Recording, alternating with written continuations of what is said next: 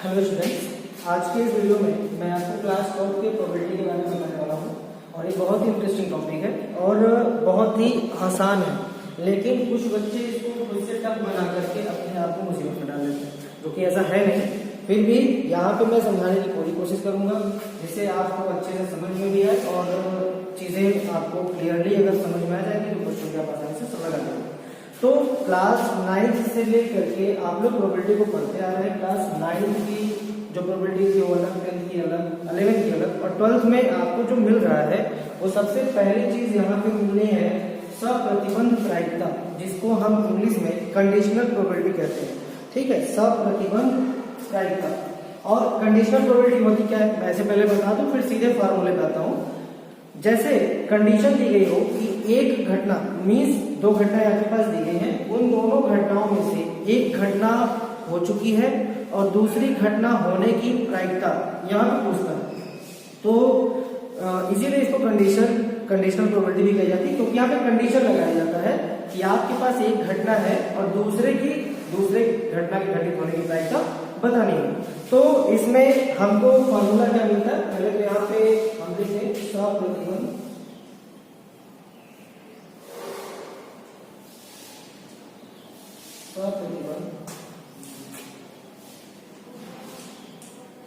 प्रायिकता, इसको इंग्लिश में कहते हैं कंडीशनल प्रोबेबिलिटी।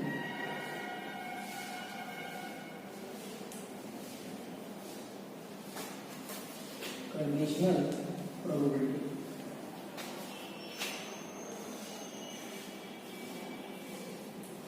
तो यहाँ पे मैंने आपको बताया कि आपके पास अगर दो घटनाएं हो, ठीक है, आपके पास यहाँ पे अगर दो घटनाएं हैं, यदि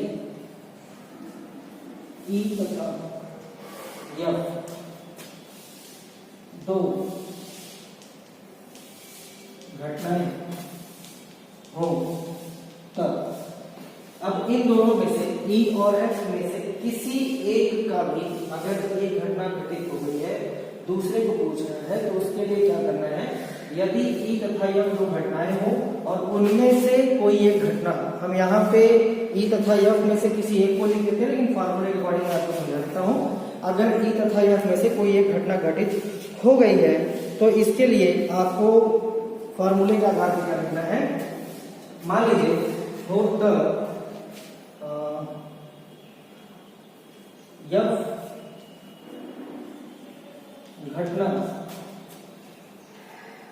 घटित हो चुकी हो,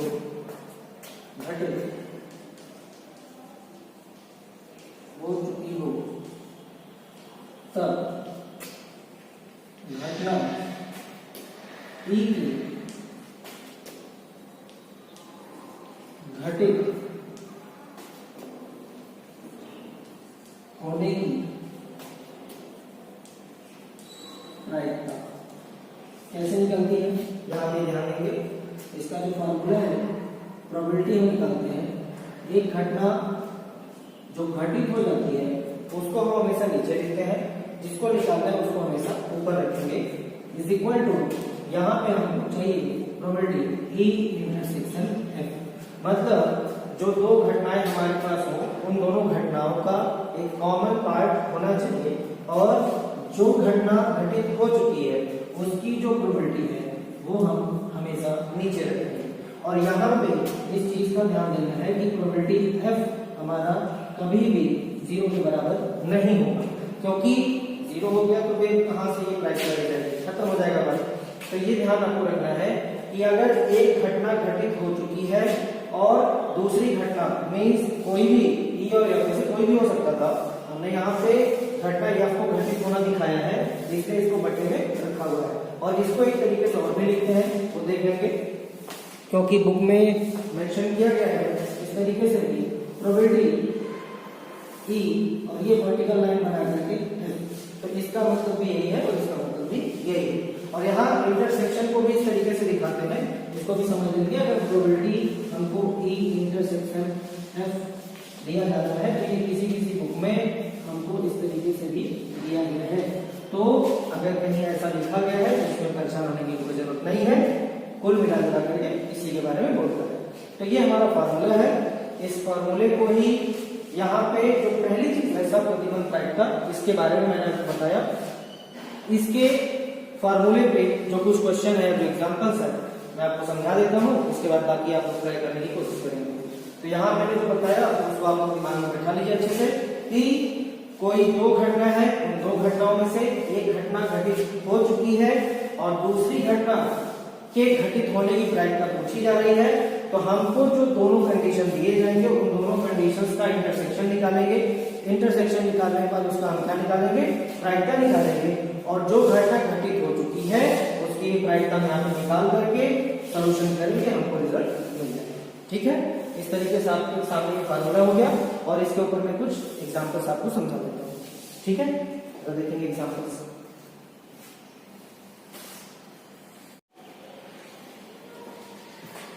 तो प्रश्न देखते हैं यहाँ पे क्या है हमारे पास, जरा ध्यान देंगे।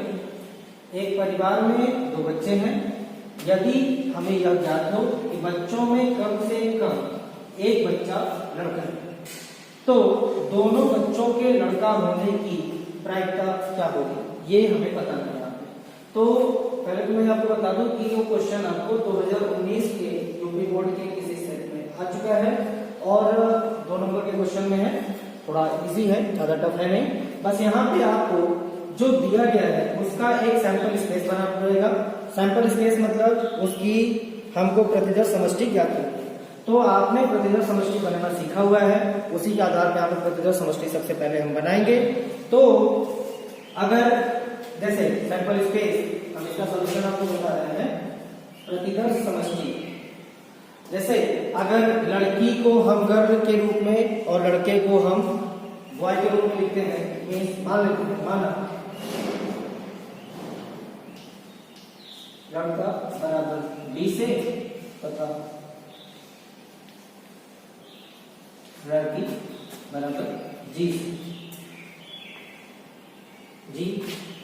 है, तब प्रतिदर्श समष्टि, जो प्रतिदर्श समष्टि है उसको हम किससे दिखाते हैं, कैपिटल एस से दिखाते हैं, और जो भी कंडीशन होता है उसको हम कर्ली ब्रैकेट में लिख लेते हैं। तो यहाँ पे लड़का और लड़की दो ही बच्चों की बात की जा रही है। तो दोनों बच्चों में से जो पहली कंडीशन बनेगी वो दोनों लड़के हो सकते हैं। ठीक है, वो दोनों लड़के हो सकते हैं। एक लड़का एक लड़की हो सकती है, एक लड़की और एक लड़का हो सकता है, और दोनों लड़कियां हो सकती हैं। तो इस तरीके से आपको क्या मिल जाएगा, यहाँ पे सैंपल स्पेस मिल जाएगा।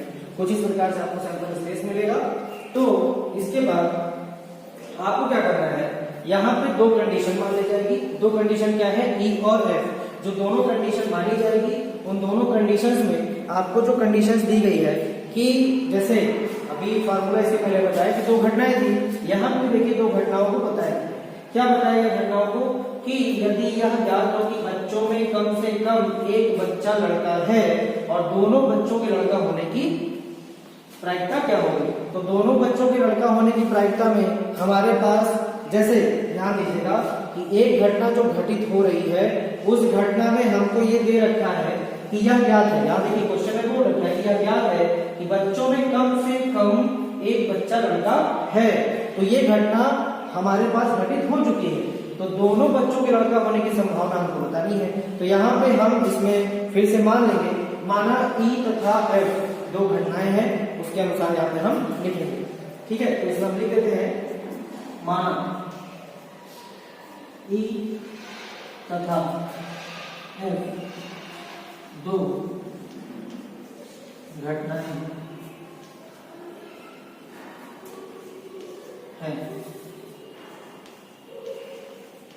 तब तो हम कंडीशन यहां पे लिख देते हैं। कंडीशन में क्या है कि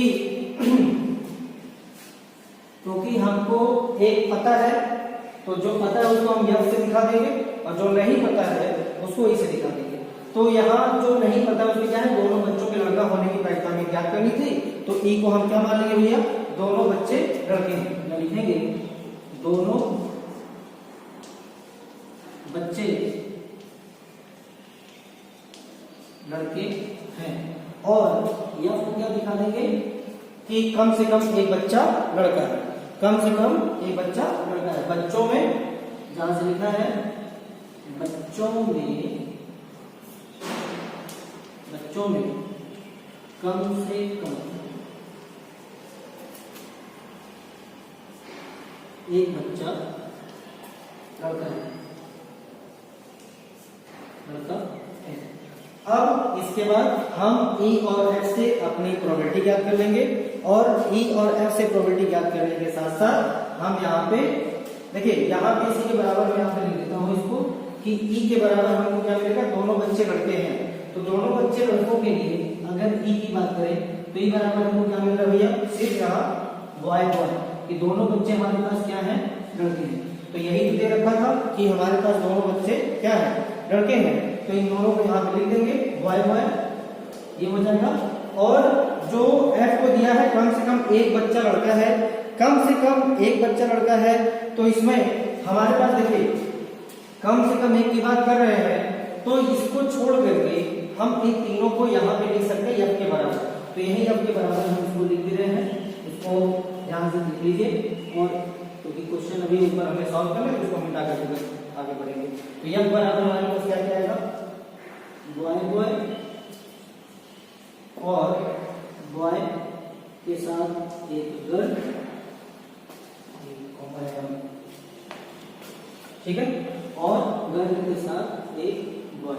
तो ये हमारे पास 3 कंडीशन मिलेंगे, ठीक है। इसके लिए कि बच्चों में कम से कम एक बच्चा लड़का है, तो कम से कम की बात कर सकते हैं तो अधिक से अधिक हम ले सकते हैं, तो इसलिए हमने इसको लिया है। और ये यहाँ पे दोनों लड़कियां हैं, इसलिए लड़के की बात कर सकते हैं, यहाँ पे लड़की वाला संख्या छोड़ दिया गया, ठीक। तो इसके आगे क्या करेंगे, अब हम प्रोबेबिलिटी निकालेंगे और इंटरसेक्शन। अभी मैंने कहा था कि सबसे पहले इसमें हमको इंटरसेक्शन भी चाहिए, तो इंटरसेक्शन निकालेंगे ई इंटरसेक्शन एफ, क्योंकि हमको क्वेश्चन में इंटरसेक्शन की जरूरत पड़ेगी और क्वेश्चन को सॉल्व करने के लिए फार्मूले में जरूरत पड़ेगी।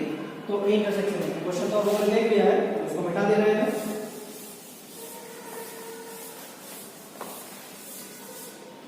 देखेंगे इसमें तो ई इंटरसेक्शन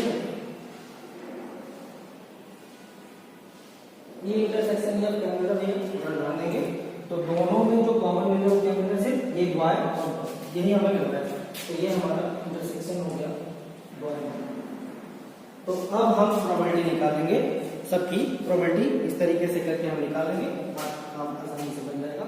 तो प्रोबेबिलिटी हमारे पास जिसके बारे में जानकारी है वो ये है, प्रोबेबिलिटी हम यह निकालेंगे सबसे पहले। तो प्रोबेबिलिटी एफ जो दिया गया है, कुल प्रतिदर्श समस्या कितनी हुई है, 4 है, और हमारे पास जो रिजल्ट आया एफ के होने की घटना कितनी बार है, 3 बार। तो क्या हो जाएगा 3/4। और प्रोबेबिलिटी ई इंटरसेक्शन एफ कितनी घटनाएं हैं, यहाँ पे 4 घटनाएं हैं, और 4 में से टोटल प्रतिदर्श समस्या 4 है, और 4 में से कौन सी घटना कॉमन मिल रहा है, एक मिल रहा है, कौन सा, सिर्फ ये।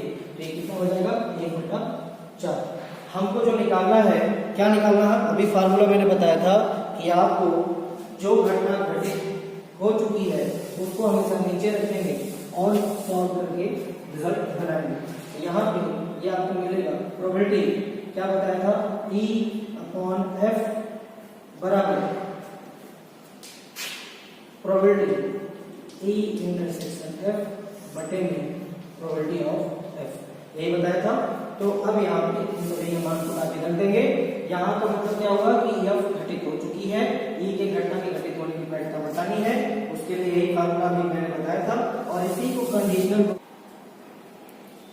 तो जो ये कंडीशनल प्रोबेबिलिटी की आपका जो फार्मूला है, इसी फार्मूले पे सारे वैल्यूज को लाके रख देंगे और आपको रिजल्ट आसानी से मिल जाएगा। तो पी इंटरसेक्शन एफ का वैल्यू कितना भैया, 3/4 है, और प्रोबेबिलिटी ऑफ एफ का वैल्यू कितना भैया, 3/4। तो इसमें 4 से 4 क्या हो जाएगा, कैंसिल हो जाएगा, तो आपको मिलेगा क्या, 1/3। तो ये आपका रिजल्ट है, वो रिजल्ट है कि जिसमें हमको एफ घटना घटित हो चुकी थी और ई के घटना घटित होने की प्रायिकता पूछ रहा था, मतलब दोनों बच्चे लड़के हैं, इसकी क्या प्रायिकता होगी, 1/3 हो जाएगी, ठीक है। तो मैं आशा कर रहा हूँ कि ये क्वेश्चन आपको समझ में आया होगा। अब एक क्वेश्चन और लेते हैं, उस क्वेश्चन को भी आपको समझाने की कोशिश करते हैं। थोड़ा सा ध्यान देंगे, जो अगला क्वेश्चन बताने वाले हैं वो भी बोर्ड में आया हुआ क्वेश्चन है, देखिए। तो अगला क्वेश्चन हमारे पास ये है, ये भी 2023 का ही क्वेश्चन है, ठीक है, ये भी आपको 2019 में पूछा जा चुका है। तो क्वेश्चन में क्या है, एक बक्से में 10 कार्ड है जिसपे 1 से 10 तक का नंबर लिख करके उन्हें रखते हैं और उन्हें अच्छे से मिलाया गया है। इस बक्से में से एक कार्ड निकाला गया और यह ज्ञात है, जो घटना घटित हो रही है वो यहाँ पे बता रहे हैं, यह ज्ञात है कि निकाले गए कार्ड की संख्या 3 से अधिक है। तो हमको ये बताना है कि संख्या के सम होने की प्रायिकता क्या है। तो यहाँ पे हम स्टेटमेंट पूरा नहीं लिखेंगे, बस ध्यान दीजिए इसको कैसे करेंगे। स्टेटमेंट को आप लोग लिखना समझ जाएंगे, क्योंकि आपके पास बुक है, कुछ एग्जाम्पल्स देख लेंगे, समझ में आ जाए। तो यहाँ पे हमारे पास जो दो घटनाएं हैं वो दो घटनाओं को लिखेंगे, ई और यफ। सबसे पहले हमारे पास क्या है, सैंपल स्पेस।